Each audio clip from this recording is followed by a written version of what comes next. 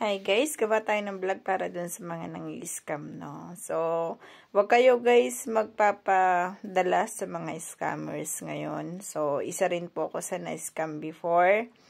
And isa siya sa malaking regret ko sa buhay. So, hanggang ngayon, naghihirap pa rin ako para mabayaran ko yung napascam ko before.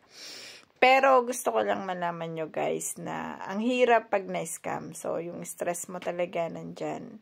So, kaya nga sinasabi ko sa inyo, sa mga legit na agency lang kayo mag-apply. So, may nabalitaan kasi ako na ginagamit daw ang GrapeCare Ltd para sa pang-i-scam. So, hihingi sila ng 5,000 pesos para sa processing fee para daw maipasok ka sa GrapeCare Ltd. So, disclaimer no, ako po ay hindi under or hindi tao ng GrapeCare Ltd. Pero isa kasi ako sa napalis niya. And ang GrapeCare Ltd po hindi siya humihingi ng pera, not unless kung pambayad nyo sa visa, pero i-reimburse naman yun pagpalis na kayo. Second is yung placement fee nyo lang yung babayaran nyo sa GrapeCare Ltd. So, hindi sila humihingi ng kahit na anong processing fee, ng airfare ticket fee. So, wala po silang ganon. So, kung may mag-reach out sa inyo na tao at sinasabi nila na sila daw ay under ng GrapeCare Ltd, so, pwede kayo mag-reach out sa mismong Facebook page ng ating GrapeCare Ltd. So, ang i-reach out nyo lang na GrapeCare Ltd is yung merong 100,000 mahigit na followers. So, yun po yung legit. So, naglabas na rin ang GrapeCare Ltd ng parang notice para malaman nyo na hindi sila talaga humihingi ng kahit na anong pera sa inyo, especially kapag nag-a-apply pa lang kayo or wala pa naman talagang nangyayari sa inyong apply. So, hindi sila humihingi talaga ng pera. Second, meron din pong nag-message sa akin via private message sa akin TikTok account at binanggit niya rin na hiningian siya for first ng 20,000 and second 20,000. Ang nanghingi po sa kanya is nasa Italy. So, itong nanghingi sa kanya is kakilala ng mother niya, which is, kung hindi ako nagkakamali, is nasa Italy rin yung mother niya. Tapos, etong si agent ko, no, is nanghingi sa kanya para sa processing fee. Tapos, ang sinabi sa kanya, na once na nakakuha ng visa siya dito, papunta dito sa Czech Republic ha, once na nakakuha na siya ng visa dito, pwede daw po siyang mag-work sa ibang part ng Europe. For example, si mother niya is nasa Italy, galing siya ng Czech Republic, pwede daw siyang makatalon sa Italy nang ganun-ganun na lang. So, guys, lilinawin ko sa inyo. Ang gagawin nyo po is TNT. Ibig sabihin, parang takas kayo dito. Kung halimbawa makarating kayo ng Czech Republic, nakakuha kayo ng working visa, hindi po legit ang pagpasok nyo ng Italy. Pero kung nasa 3 months lang naman, halimbawa, 3 months lang naman kayo doon sa Czech Republic, sa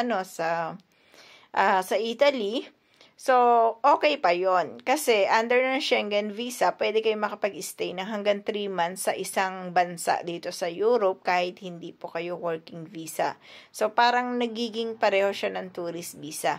Pero, hindi ka na pwedeng makabalik ng Czech Republic. Kasi, within 2 months na, parang, halimbawa, tinanggal ka or umalis ka or lumabas ka ng bansa ng Czech Republic, hindi ka pumapasok sa trabaho, yan po ay nakareport sa ministry. Ngayon, once na na-report nila yan, meron kang 2 months para makapagpasok ng panibagong employer. Kung hindi mo siya magawa within 2 months, ibig sabihin po niyan, ikaw ay TNT na or undocumented dito sa Czech Republic.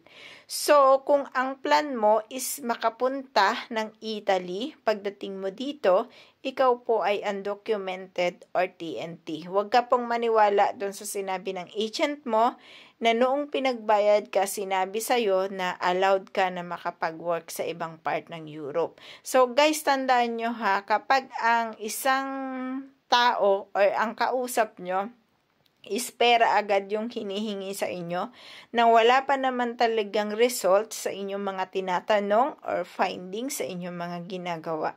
So, wag po kayong basta-basta magpapaniwala.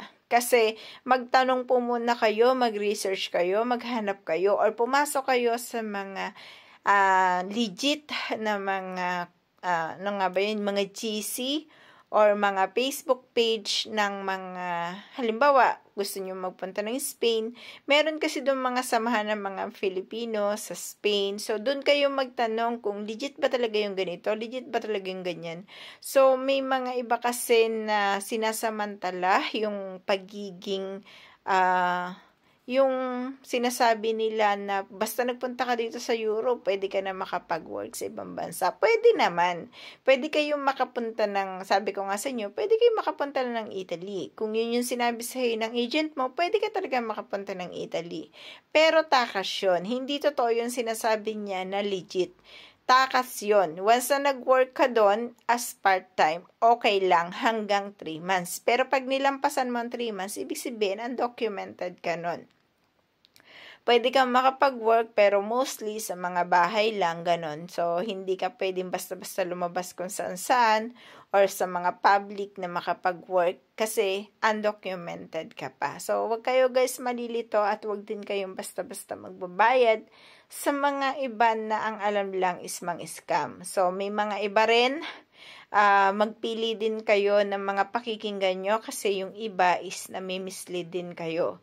So, once na nagtanong po kayo sa isang tao, for example, nagpasa kayo sa Facebook page, tapos nagtanong kayo, sabayan nyo ng, parang additional na question sa kanila. Kasi, ang isang tao na willing sumagot or willing makinig or willing magbigay ng information, kaya wala man yung bayad or kaya may bayad man yan, yung tinatanong mo, is willing silang sumagot. Pero kapag hindi po willing ang isang tao na sumagot sa inyo, it's against all odds, samanin nyo lang yan. So, kung may pera na involved, so mag-isip na po kayo. Huwag kayong basta-basta magpa-scam. Kasi na-scam na ako before.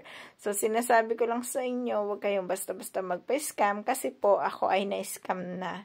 At wag niyo na akong tolaran. Na-scam na po ako dahil yan sa mga mabulaklak na mga sinasabi. At kasalanan ko rin kasi siguro dahil naging desperada rin ako na makalabas ng bansa.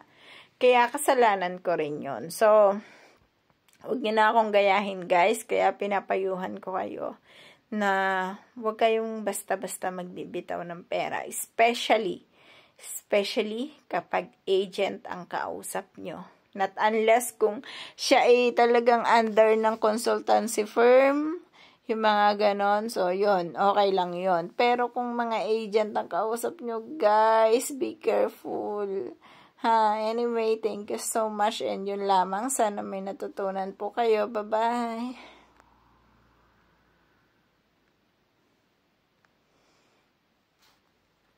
Ayaw mamatay.